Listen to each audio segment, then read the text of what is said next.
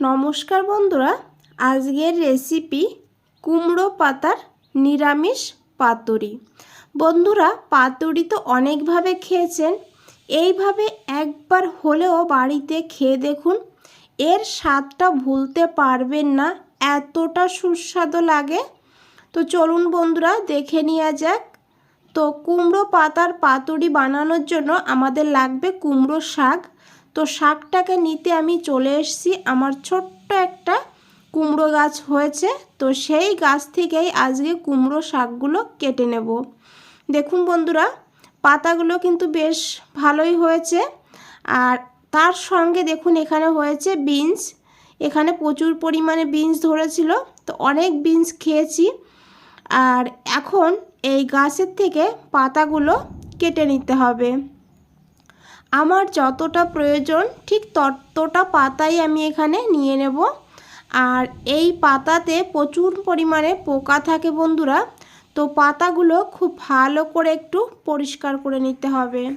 দেখুন বন্ধুরা, এখানে আমি বেশ কিছু পাতা নিয়ে নিয়েছি। আর এখন ঘরে চলে এসেছি। আর ঘরে এসে পাতাগুলোকে খুব ভালো করে পরিষ্কার করে নিতে হবে।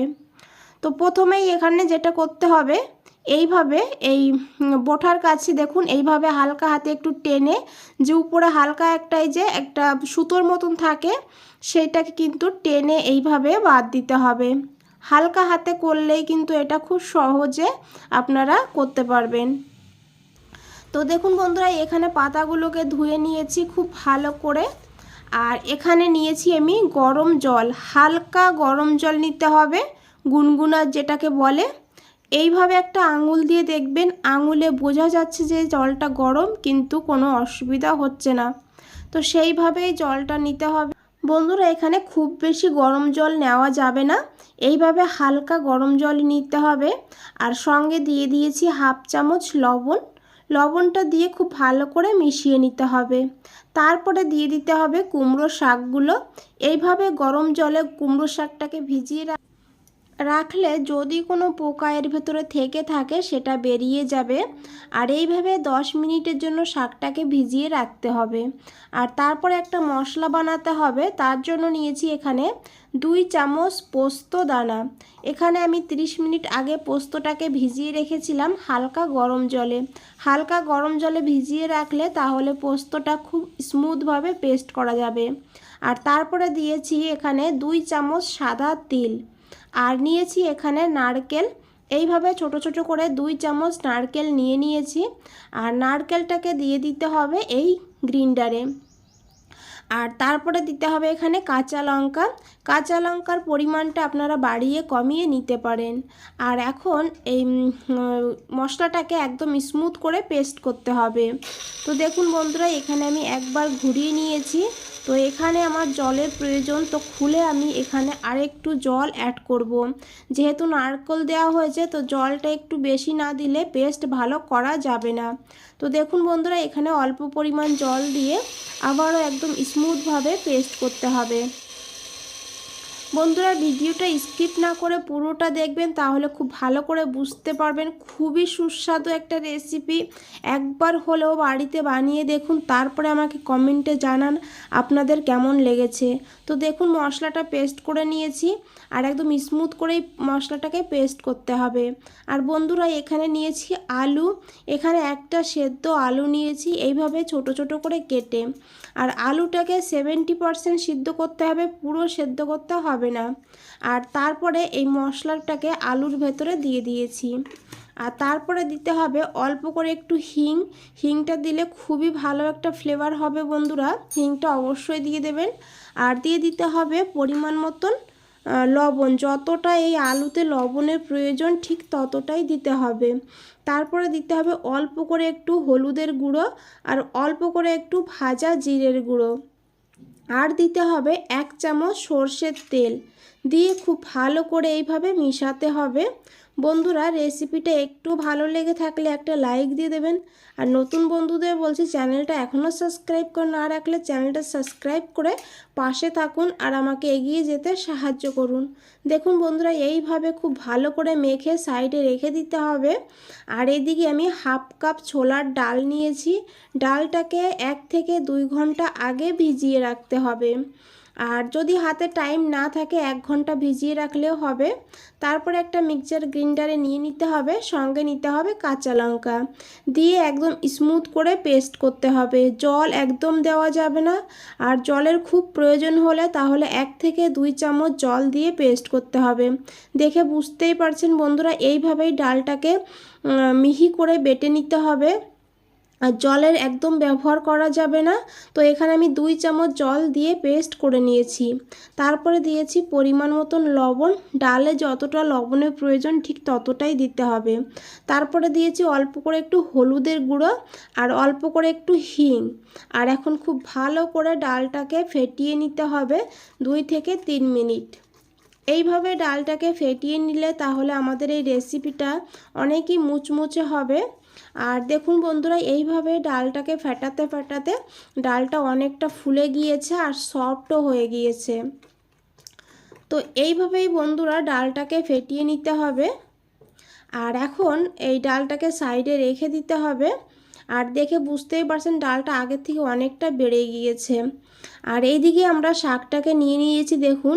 আর এখন এই জলের থেকে শাকটাকে তুলে নিতে হবে। এইভাবে একটু মেলে মেলে শাকটা তুললে যদি ভেতরে পোকা থাকে সেটা কিন্তু বেরিয়ে যাবে। তো দেখুন বন্ধুরা এখানে সব শাকগুলোই আমি তুলে নিয়েছি। আর এখন এখানে একটু ধনেপাতা নিয়ে নিয়েছি। ধনেপাতাটাকে এইভাবে ছোট ছোট করে কেটে নিতে হবে। আর তারপরে যে আলুটা আমরা মেখে রেখেছি সেই আলুর ভেতরে ধনেপাতা কুচিটাকে দিয়ে দিতে হবে। আর দিয়ে খুব ভালো করে মিশিয়ে নিতে হবে এইভাবে। আর তারপরে এখানে নিয়ে নিয়েছি কুমড়োর পাতা। এইভাবে কুমড়োর পাতাটাকে নিতে হবে। আর তারপরে এইভাবে 1 চামচ পুর এর ভেতরে ভরে দিতে হবে। খুব বেশি ভরতে হবে না, এইভাবে 1 চামচ করেই ভরতে হবে। আর তারপরে এই ডাল বাটা এইভাবে কুমড়োর পাতায় লাগিয়ে দিতে হবে। খুবই সহজ আর সাধারণ একটা রেসিপি বন্ধুরা, কিন্তু খেতেও অসাধারণ হয়। একবার হলেও বাড়িতে এইভাবে বানিয়ে দেখুন, তারপরে আমাকে কমেন্টে জানান। দেখুন খুব ভালো করে ডালটাকে লাগিয়ে দেওয়ার পর এইভাবে পাতাটাকে বন্ধুরা ভাঁজ করে নিতে হবে। আমি দুটো ভাঁজ দেখিয়ে দেব, আপনাদের যেটা সহজ মনে হবে সেটা বানিয়ে নেবেন। আশা করি দেখে বুঝতেই পারছেন এটা 2 সাইড থেকে প্রথমে ভাঁজ করে নিতে হবে, তারপরে নিচের থেকে এইভাবে একটু ডাল লাগিয়ে দিয়ে দিতে হবে ভাঁজ করে। ডাল লাগালে তাহলে আর পাতাটা খুলে যাবে না।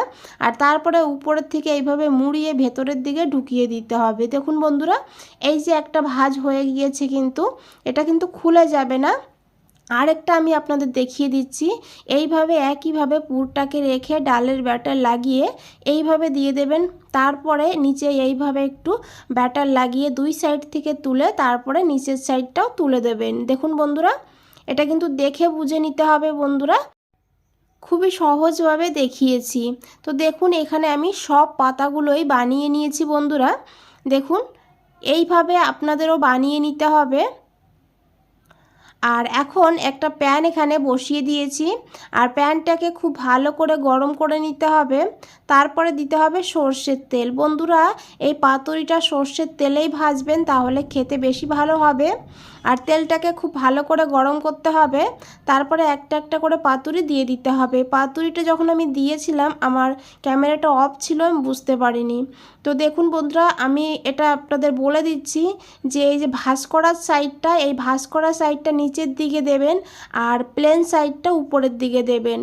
তারপরে এইভাবে লো ফ্লেমে ভাজতে হবে বন্ধুরা, একদম হাই বা মিডিয়াম ফ্লেমে ভাজা যাবে না, তাহলে ভেতরটা কাঁচা থেকে যাবে আর উপরটা তাড়াতাড়ি করে পুড়ে যাবে। তো দেখুন বন্ধুরা এইভাবে একটু টাইম নিয়ে ভেজে নিতে হবে বন্ধুরা, খেতে দুর্দান্ত হয়। তো দেখুন এইভাবে একটু লাল করে ভেজে তুলে নিতে হবে। আমি আপনাদের দেখিয়ে দিচ্ছি বন্ধুরা। দেখুন এখানে এইভাবে যে ভাজে করার সাইডটা এটা নিচের দিকে দিতে হবে এইভাবে, তো এইভাবেই সব পাতুরিগুলো ভেজে নিতে হবে। গরম ভাতের সঙ্গে দুর্দান্ত লাগে, একবার হলেও বাড়িতে বানিয়ে দেখুন, তারপরে আমাকে কমেন্টে জানান আপনাদের কেমন লেগেছে। তো আমি আপনাদের একটা কেটে দেখিয়ে দেবো, ভেতরটা যে এত সুন্দর হয়েছে আর দেখতে তো খুবই সুন্দর হয়েছে, আশা করি দেখে বুঝতেই পারছেন। আর যে জিনিস দেখতে সুন্দর হয় সেটা কিন্তু খেতেও অপূর্ব হয় বন্ধুরা। তো দেখুন এইভাবে আমি আপনাদের একটু দেখিয়ে দিলাম, আর ভেতরটা দেখুন কত সুন্দর হয়েছে, ডালটা যেমন সিদ্ধ হয়েছে তেমন ভাজাও হয়েছে। তো এইভাবেই বন্ধুরা বানিয়ে নিতে হবে। বন্ধুরা ভালো লাগলে অবশ্যই একটা লাইক দিয়ে দেবেন আর শেয়ার করে দেবেন। বন্ধুরা আজ তাহলে এই পর্যন্তই, ফিরে আসছি নতুন কোনো রেসিপি।